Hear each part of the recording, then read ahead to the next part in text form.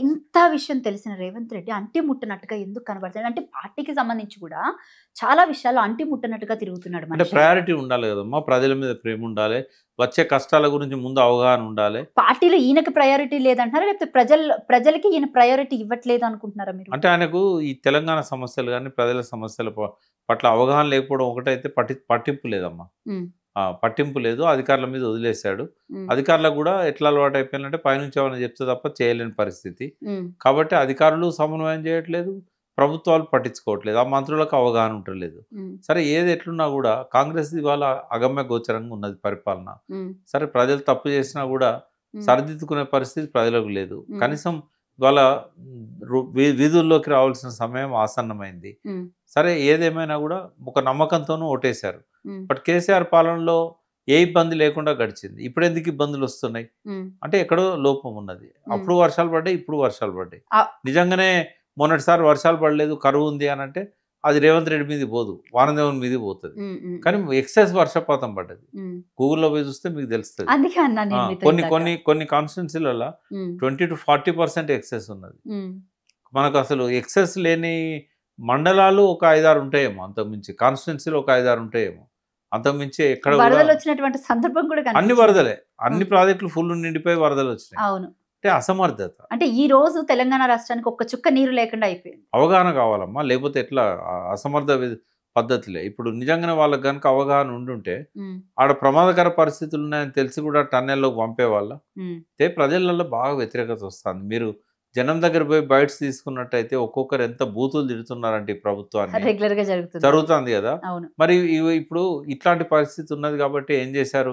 కనీసం దీన్ని గాడిలో పెట్టడానికి ఇన్‌చార్జిని చేంజ్ చేశారు. అవును. దీపదాస్ మున్షి బదులు మీనాక్షి నటరాజుని తీసుకొచ్చిన తర్వాత నేను అక్కడికే వస్తున్నాను. తీసుకొచ్చిన తర్వాత అంటే పొయ్యి మీద నుంచి పెనం మీద నుంచి పొయ్యిలో పడినట్టు అయిపోయింది వీళ్ళ పరిస్థితి ఏంటి అసలు? అంటే 30 మంది ఎమ్మెల్యేలను ఇందాక హుటాహుటిన మీటింగ్‌కి రమ్మనడానికి కారణం గల అంటే ఏమై ఉండొచ్చు అసలు? అంటే ఏం ఆమె జరుగుతుంది? ఫీడ్‌బ్యాక్ తీసుకుంటా ఉంది. ఇప్పుడు కొత్తగొచ్చింది. హ్మ్. ఆమె ఏందంటే మంచి ఫెయిర్ బ్యాక్‌గ్రౌండ్ నుంచి వచ్చింది. హ్మ్. ఆహ్, సాధారణ కుటుంబం నుంచి తర్వాత జేఎన్‌యూ లాంటి స్టూడెంట్స్ పాలిటిక్స్ నుంచి వచ్చిందామె. హ్మ్. హానెస్ట్‌గా ఉంది. హ్మ్. రాహుల్ గాంధీ ఒక స్ప్లిట్ పర్సనాలిటీ ఉంది రాహుల్ గాంధీలో. ఎట్లా అంటే మంచిగా ఉండాలనుకుంటాడు. హ్మ్. మంచి భావాలుంటాయి. జనం మధ్యలో పోయి మంచి మాటలు మాట్లాడతాడు. హ్మ్. కానీ ఈ చెత్తనంతా భుజాల మీద పెట్టుకుంటాడు. హ్మ్.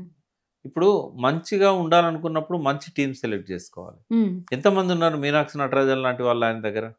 వాళ్ళందరూ పాత వృద్ధ జంబుకాలకే ఇన్ఛార్జీలు ఇట్లాంటి వాళ్ళకి ఇస్తా ఉంటాడు. హ్మ్. హ్మ్. సరే ఏది ఏమైనా కూడా ఒక మంచి నిర్ణయం తీసుకున్నాడు మీనాక్షి నటరాజన్‌ని పంపి. హ్మ్. చాలా సింప్లిసిటీ ఆమె రావడమే ఆ ట్రైన్‌లో రావడం వల్ల ఆమె ఇమేజ్ వేరే తిరిగా బిల్డ్ అయింది. హ్మ్. బట్ ఇక్కడ ఈయన ఇమేజ్ ఏందంటే good beginning is of success అంటాడు. హ్మ్. కానీ 14 నెలల్లో గుడ్ బిగినింగ్ కాదు కదా! పాతాళానికి పోయింది ఇమేజ్ అంతా. హ్మ్. ఇంత ఇంత తక్కువ సమయంలో ఇమేజ్ కొలాప్స్ కావడం అనేది ఎక్కడ జరగదమ్మా. అసలెక్కడ లేదు. యాక్చువల్లీ లేదు. నాకు పాలిటిక్స్ తెలిసి ఈజీగా మేబీ ఒక 15 years I think so. So, నేను ఓటేయడం బట్టి ఒక 10 సంవత్సరాలు ఈజీగా. ఎక్కడ అంటే నా నా వరకు నేను రాజశేఖర్ రెడ్డి గారిని చూసాను. దాని తర్వాత సీఎం అంటే నాకు తెలిసింది కేసీఆర్ గారే.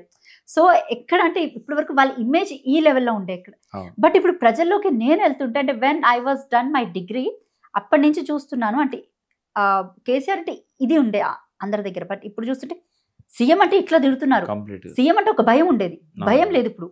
అంటే ఆషామాషి కాదమ్మా. ఇప్పుడు పదవిలోకి రావడం కష్టం కాకపోవచ్చు. కొద్దిగా కష్టపడితే వస్తాడు కావచ్చు. కానీ నిలబెట్టుకోవడం అనేది చాలా కష్టం. ఇప్పుడు డబ్బులు సంపాదించడం కొంత సులభమే కావచ్చు. హ్మ్. కానీ సంపాదించిన డబ్బును కాపాడుకోవడము, పెంచుకోవడం అనేది చాలా కష్టం. హ్మ్. ఎందుకంటే ఆ అవగాహన లేకపోతే సాధ్యం కాదు. ఏదో చేసి డబ్బులు సంపాదించొచ్చు.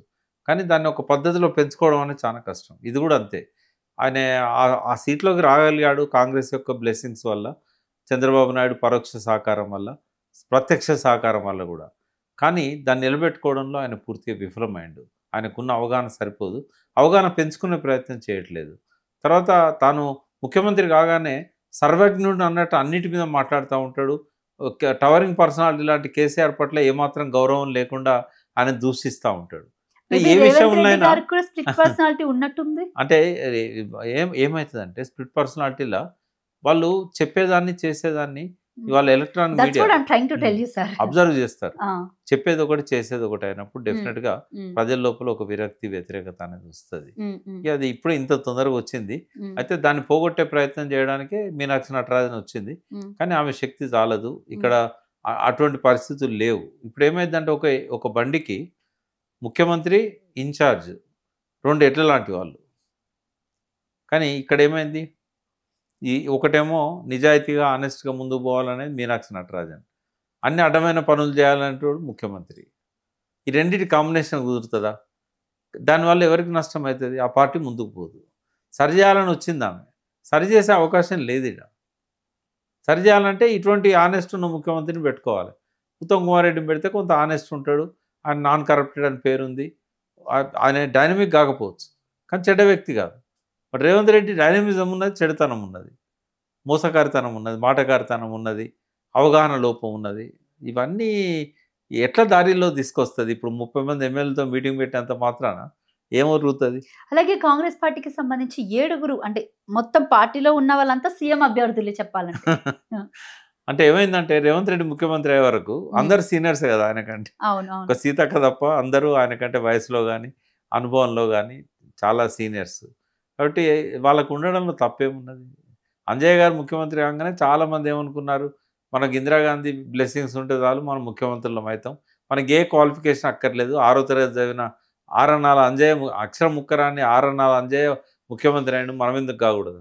మళ్ళీ ఒక్కసారి రేవంత్ రెడ్డి ముఖ్యమంత్రి కాగానే జగ్గారెడ్డి లాంటి వాళ్ళకు, తర్వాత అందరికి కూడా ప్రతి ఒక్కరికి నేను ఎందుకు కాకూడదు అనే ఒక ఆలోచన వచ్చింది. పోటీ ఉండడం మంచిదే కానీ అవగాహన పెంచుకోవాలి.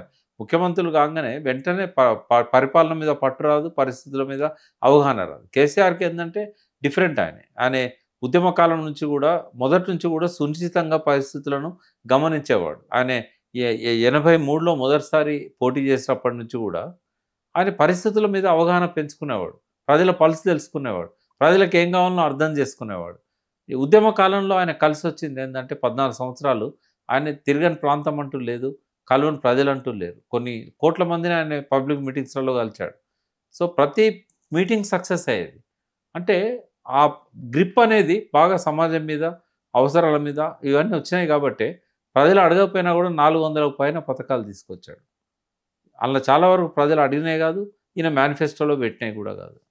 బట్ ఆ అవగాహన పెంచుకున్న వాళ్ళు ముఖ్యమంత్రిగా ఉంటే తెలంగాణ బాగుపడుతుంది. అసలు అదేది లేకుండా అడ్డమైన రాజకీయాలు చేసి ఎన్నడూ తెలంగాణ అనే వ్యక్తి, ఎన్నడూ ఈ రోజు వరకు కూడా అమరవీరుల స్థూపం దగ్గర పోయి నివాళులు అర్పించని వ్యక్తి, అంబేద్కర్కే వెళ్ళి అదే ఎన్నడూ జై తెలంగాణ అనే వ్యక్తి, ఆ వ్యక్తి చేతిలో తెలంగాణ పోయినాక ఇది మీరు అన్నట్టు సమైక్య రాష్ట్రంలో మనం పెనం మీద ఉంటే రేవంత్ రెడ్డి పాలనలో పోయిలబడ్డట్టు అయిపోయింది. ఆ మధ్యలో ఆ గ్యాప్ కొద్ది రోజులు మాత్రమే.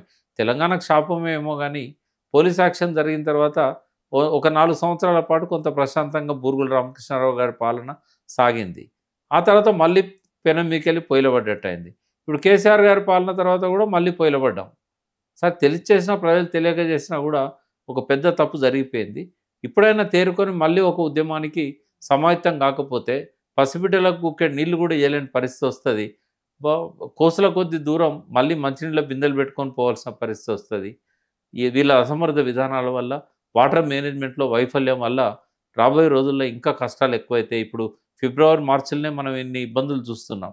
రేపు ఏప్రిల్ మే వచ్చేసరికి హైదరాబాద్లో తాగునీటికి విపరీతమైన ఇబ్బంది ఏర్పడుతుంది.